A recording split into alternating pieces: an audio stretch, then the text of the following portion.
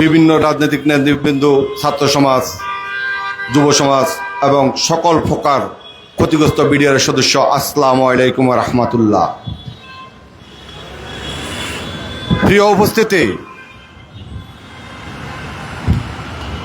আপনারা বিভিন্ন সময় বিভিন্ন মিডিয়াতে দেখেছেন এবং আমাদের সম্মানিত সকল সাংবাদিক ভাইদের মাধ্যমে বিভিন্ন মিডিয়াতে প্রচার হয়েছে 2024 সালের 9 আগস্ট থেকে বিডিআর কল্যাণ পরিষদ এবং সকল প্রকার চাকরিচ্যুত বিডিআর সদস্যদেরকে নিয়ে আন্দোলন সংগ্রাম এবং কি মানববন্ধন।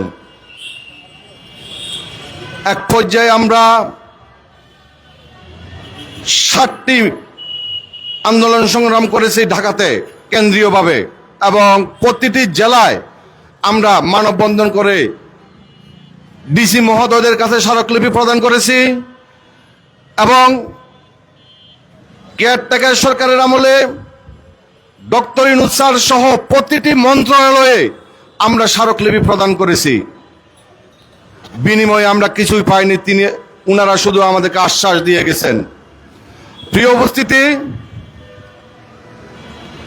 তারই পরিপ্রেক্ষিতে আন্দোলনের মূল ধারায় বর্তমান নতুন সরকার গঠন করার পর গত 15 মে শাহবাগে আমরা সারা বাংলাদেশের চাকরিচ্যুত বিডিআর সদস্য এবং জেলবন্দি পরিবারের সদস্যদেরকে নিয়ে আমরা একটা মানববন্ধন করেছিলাম।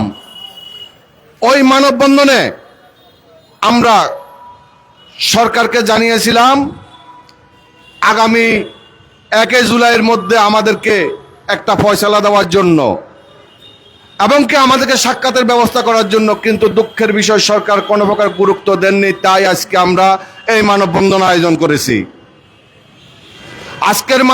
আজকের এই সংবাদ সম্মেলন হলো বর্তমানের সরকার মাননীয় প্রধানমন্ত্রী জনাব তারেক রহমান সহ বর্তমান সংসদের সরকারি দলীয় এবং বিরোধী দলীয় সকল এমপি মন্ত্রী মহোদয়দের দৃষ্টি আকর্ষণের জন্য। আশা করি ওনারা আমাদের এই সংবাদ সম্মেলনটা ওনারা অবশ্যই ওনাদের দৃষ্টিগোচর হবেন এবং ওনারা কার্যকারী পদক্ষেপ গ্রহণ করবেন।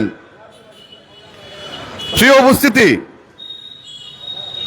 আজ থেকে 2 দিন আগে সংসদে বাংলাদেশের প্রধানমন্ত্রী জনাব তারেক রহমান সাহেব একটি বক্তব্য দিয়েছেন। সেই বক্তব্যটি হলো বিগত সরকারের আমলে, বিগত বলতে আওয়ামী লীগ সরকারের আমলে যেই সকল রাজনৈতিক দলের বাইরে যত সংস্থা আছে, এখানে যারা ক্ষতিগ্রস্ত হয়েছে প্রত্যেককে আর্থিকভাবে অনুদান প্রদান করা বা তাদের সকল প্রকার সুযোগ সুবিধা বুঝিয়ে দেওয়ার জন্য উনি একটা নির্দেশনা দিয়েছেন বাংলাদেশের অর্থমন্ত্রী স্যারকে। আমরা প্রধানমন্ত্রী জনাব তারেক রহমান সাহেবকে বলতে চাই, স্যার আমরা ওই ক্ষতিগ্রস্তের বাইরে নয়। শেখ হাসিনা সরকার সর্বপ্রথম 2009 সালে পিলখানাতে এই মহাপরিকল্পিত হত্যাকাণ্ড করিয়ে হাজার হাজার বিডিআর সদস্যকে পিলখানার ভিতরে এবং বাইরে চাকরিচ্যুত করেছেন এবং তাদের পরিকল্পনায় মিথ্যা সাক্ষীর ভিত্তিতে শত শত বিডিআর সদস্যকে ওনারা ফৌজদারি মামলায় সাজা দিয়েছেন এবং বিশেষ আদালতে সাজা দিয়েছেন এবং সিইও সামারি কোর্টে সাজা দিয়েছেন, ডিজি সামারি কোর্টে সাজা দিয়েছেন এবং কি কোনো প্রকার আদালত ছাড়া বাংলাদেশ রাইফেলসের সর্বশেষ বেস 76 বেস তাদেরকে কোনো প্রকার আদালত ছাড়া তাদেরকে বাড়িতে পাঠিয়ে দিয়েছেন। আজ আমি এসেছি সকলের কথা বলার জন্য।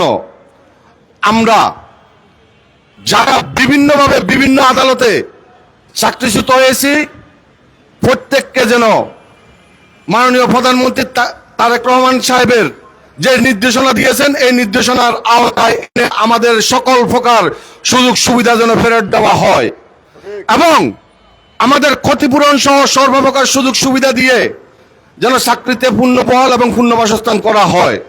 এবং আমাদের মধ্যে এখনো পর্যন্ত যে সকল নিরপরাধ বিডিআর সদস্য কারাগারে বন্দী অবস্থায় আছেন তাদেরকে যেন দ্রুত মুক্তির ব্যবস্থা করা হয়।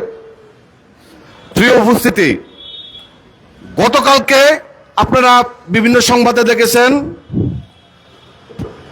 তৎকালীন সরকারের আমলে প্রতিটি বাহিনীতে কর্মকর্তাদের যারা বৈষম্য শিকার হয়েছেন তাদেরকে পদোন্নতি সহ তাদের সকল প্রকার সুযোগ সুবিধা দেওয়ার একটা নিউজ বাইরে হয়েছে। আমরা বলতে চাই মাননীয় প্রধানমন্ত্রী, আমরা কিন্তু তার বাইরে নয়, আমরা তার বাইরে নয়। অবশ্যই আপনি তাদের মতো আমাদেরও জন্য পদক্ষেপ গ্রহণ করবেন। এবং আমি বলবো বাংলাদেশ সরকারের মাননীয় প্রধানমন্ত্রী এবং তিনবারের প্রধানমন্ত্রী নেত্রী আপসীন নেত্রী বেগম খালেদা জিয়ার ছেলে হিসাবে বলবো, আপনি লক্ষ্য করে দেখেন আমাদের বেগম খালেদা জিয়া জীবিত থাকা অবস্থায় উনি একটা বক্তব্য দিয়েছিলেন, বিএনপি সরকার যদি ক্ষমতায় আসে সর্বপ্রথম আমরা পিলখানার পরিকল্পিত হত্যাকাণ্ডের বিচার আমরা করব। এবং মাননীয় প্রধানমন্ত্রী আপনিও একটি বক্তব্য দিয়েছেন, পিলখানার মহাপরিকল্পিত হত্যাকাণ্ডের বিচার আপনারা যদি ক্ষমতায় আসে সর্বপ্রথম আপনারা এই বিচার করবেন। আমরা বলতে চাই আপনাদের দেওয়া ওয়াদা মোতাবেক আপনারা দ্রুত পিলখানার মহাপরিকল্পিত হত্যাকাণ্ডের বিচার করুন এবং কোন প্রকারে যেন প্রকৃত অপরাধীরা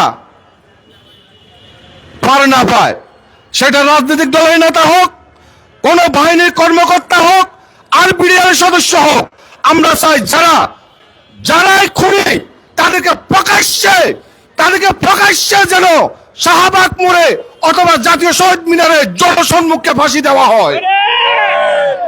মাননীয় প্রধানমন্ত্রী, আমরা মজলুম, আমরা নিরপরাধ, আমরা বৈষম্য শিকার।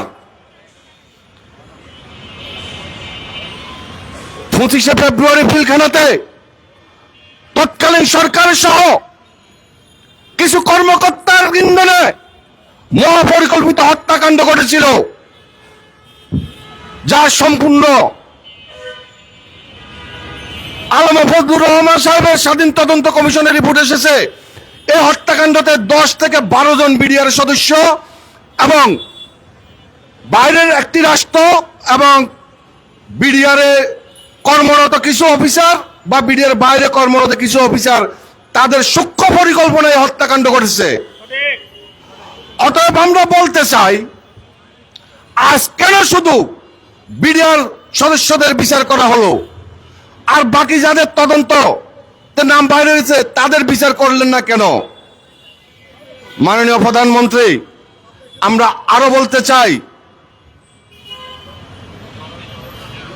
আল্লামা ফজলুর রহমান সাহেবের স্বাধীন তদন্ত কমিশনের যে রিপোর্ট বাইর হয়েছিল ওই রিপোর্ট এখনো পর্যন্ত বাংলাদেশের জনগণ দেখতে পায়নি এবং ওই রিপোর্ট এখনো পর্যন্ত আলোর মুখ দেখতে পায়নি। অতি দ্রুত এই রিপোর্ট জনসম্মুখে প্রকাশ করতে হবে।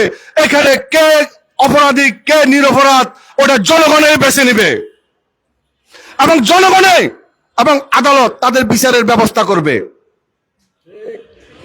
আমি বাংলাদেশ সেনাপ্রধান জনাব ওয়াকারকে অনুরোধ করব, স্যার আমরা মজলুম, আপনি ফুল স্টপ দিয়ে দিয়েছেন, বলেছেন এই হত্যাকাণ্ডের জন্য একমাত্র বিডিআর দায়ী।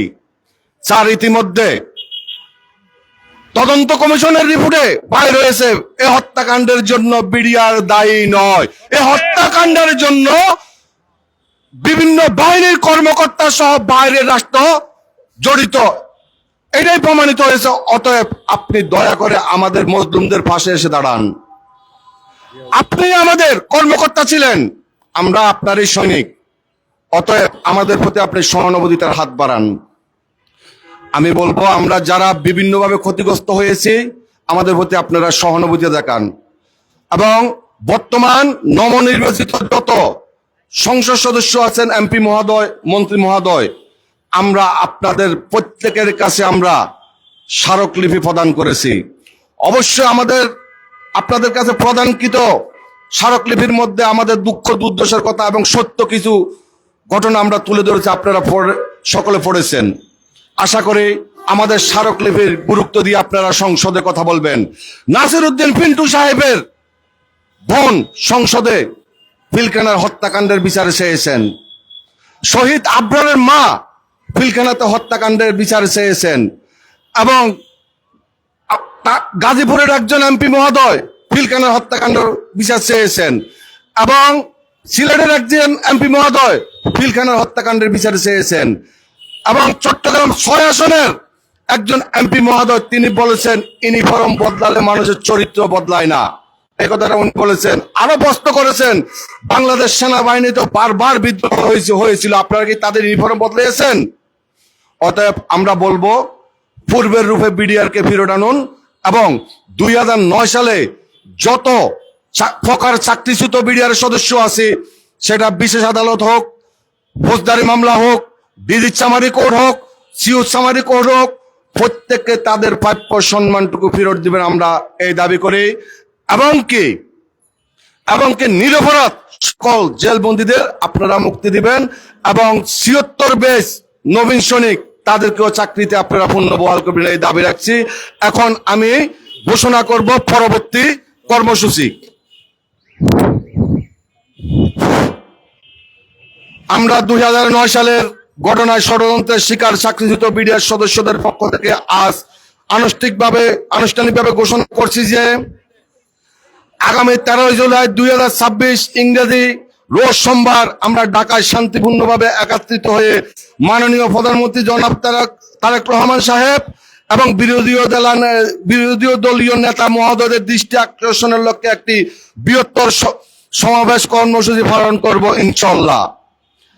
আমরা বিশ্বাস করি পিলখানা হত্যাকাণ্ডের প্রকৃত সত্য উদ্ঘাটন এবং ষড়যন্ত্রের শিকার হাজার হাজার বিডিআর সদস্য ও তাদের পরিবারের জন্য অধিকার প্রতিষ্ঠার আমাদের মাননীয় প্রধানমন্ত্রী ও সরকারের বিশিষ্ট কর্তৃপক্ষের কার্যকর পদক্ষেপ সহ সুশীল সমাজ, প্রতিনিধি দল, ছাত্র জনতা, গণমাধ্যম কর্মী তথা দেশের সর্বস্তরের জনগণের সমর্থন ও সচেতনতা অত্যন্ত গুরুত্বপূর্ণ।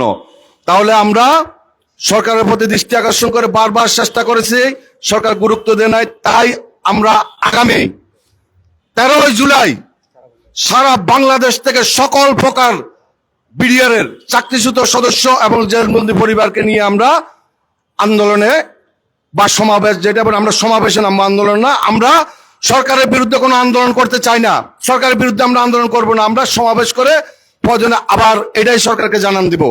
এই বলে আমি আমার বক্তব্য শেষ করছি। আল্লাহ হাফেজ। এখন আপনাদের সম্মুখে লিখিত বক্তব্য প্রকাশ করবেন প্লিজ আমার সাংবাদিক ভাইরা, আপনার মিডিয়াটা সকলে কভার করবেন। এখন আপনাদের সম্মুখে প্রেস লিস্টে পড়ে শোনাবেন খুলনা জেলা বিডিআর কল্যাণ পরিষদের সম্মানিত সভাপতি নায়েক আবু মুসা।